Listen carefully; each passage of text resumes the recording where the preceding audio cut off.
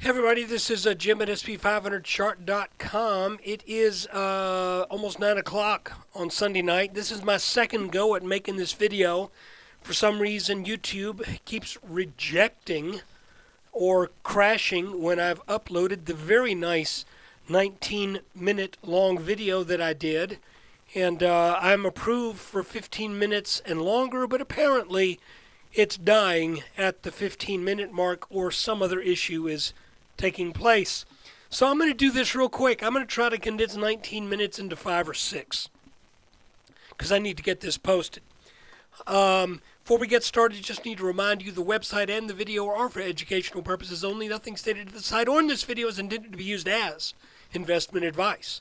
I can draw lines on charts, but you have to draw your own conclusions from your own research, and you need to be making investment decisions that are suitable for your personal financial situation.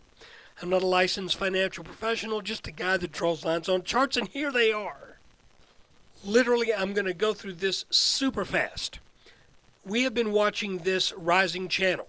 The rising channel has been working for a number of months. We blew out over the top line of this channel a couple weeks ago, and I kind of issued the warning that might mean this is the end of this move.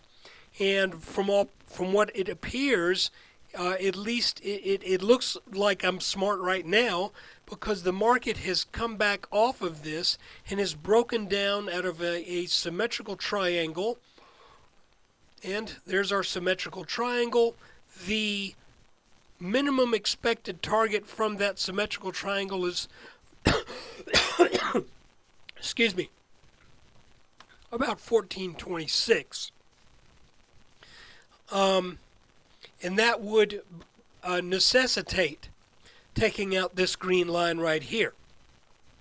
If this line goes, then I think there's a good chance that that there may be a bounce here at this light orange line.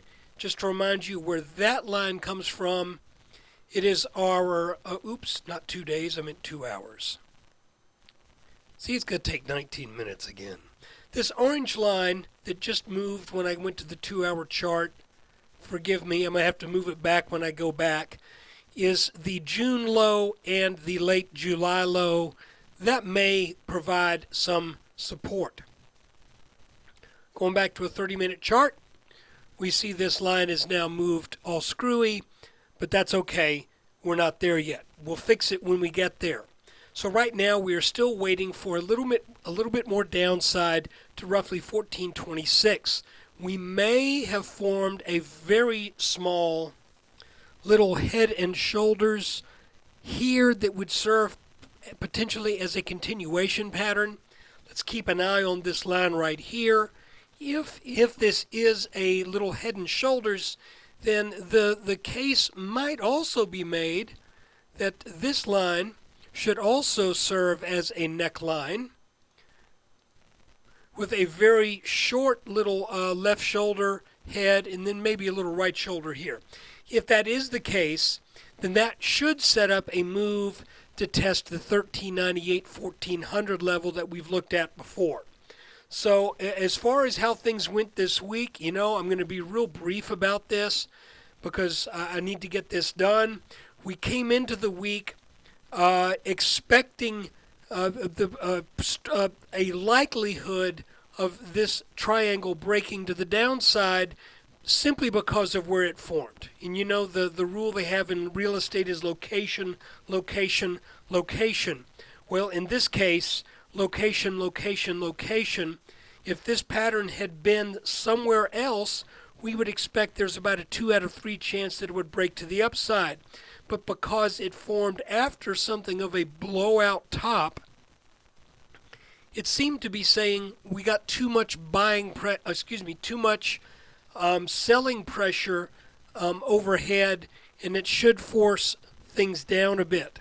So let's watch tomorrow, see if this line breaks, and if it does, then this one should soon follow.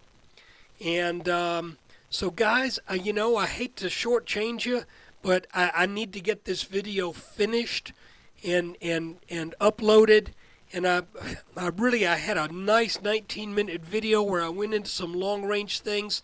The good news is we're not really at that long-range point, okay? I'll do more of that as time goes on these weekly updates, the weekly reviews.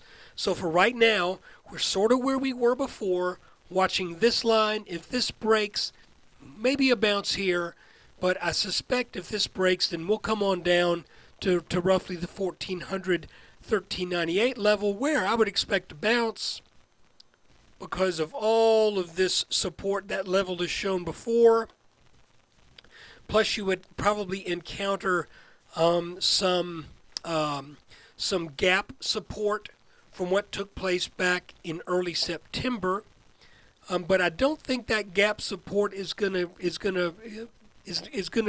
send the markets on up for new highs. I think we may be going for new highs eventually, but right now I've got a kind of a call it an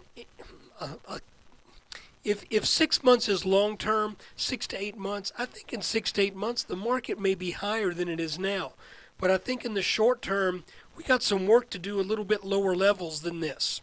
And if we get down to this line in the days and weeks ahead, I'll go a little bit more into some of those things that I went into in that video that for some reason YouTube can't seem to get to upload. So that is the video for the week ending 9/28/2012.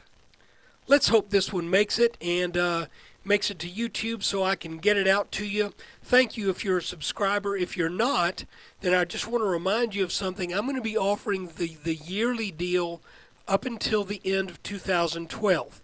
Then it's going to vanish.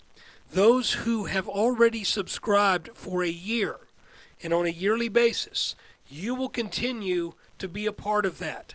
But as far as new subscribers go, it's going to go to a monthly thing. Okay? So there you have it. I appreciate you guys watching this video. Take care, and I wish you the best in the upcoming days and weeks ahead.